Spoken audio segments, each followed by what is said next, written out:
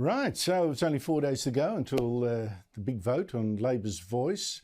But I've got to show you something that might help explain why Labor has been hiding Indigenous Australians Minister Linda Burney in these last critical days of the campaign.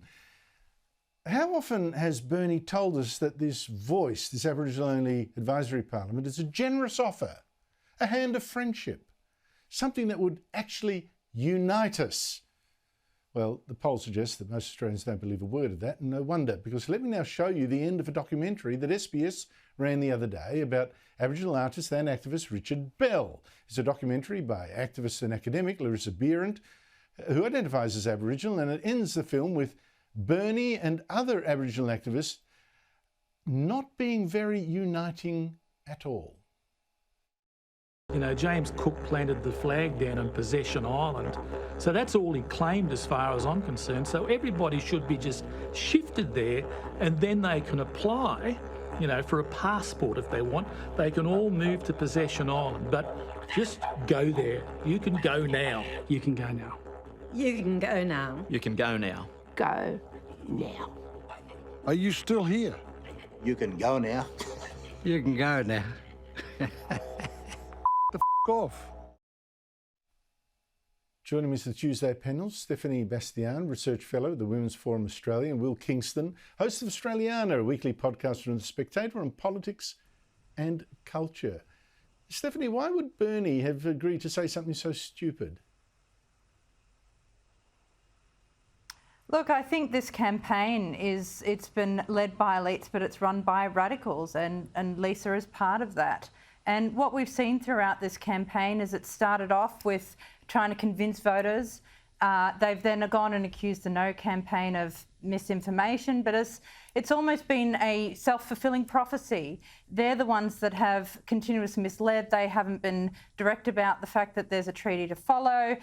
Even basic facts like how many pages in the Uluru Statement, everything, one after another, has been misinformation and disinformation.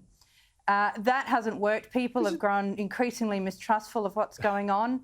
And so now they're resorting to threats and name calling, and that's exactly what we're seeing. It's insult. And the more they do this, the more people are just pushing away and saying, no, this is not about uniting Australia. This is about insulting our intelligence and demanding that we succumb to what these elites want.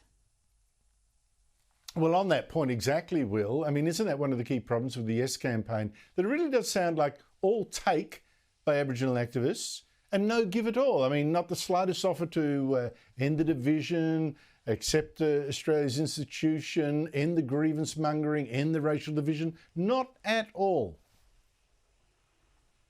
Andrew, admittedly, a very kind producer sent that link through to me before the show. I didn't get a chance to watch that footage until just then. I'm actually quite taken aback by it. I find that really quite disgraceful.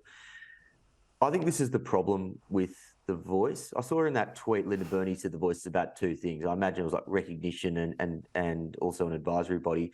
I think the two things are actually, The Voice is about the past and the present. And the problem is too many people who are running this campaign for The Voice are looking at the past and looking at this divisive, awful history wars to try and rewrite Australian history with this black armband view of how we should think about our past. If more people who were on the Yes side actually were looking at the present and looking at The Voice as a practical mechanism to try and help Indigenous people, this may have had a shot, but they're not. It is a small group of activists who are trying to rewrite Australian history, and I find it, to be honest, really sickening. We need to focus on the here and now.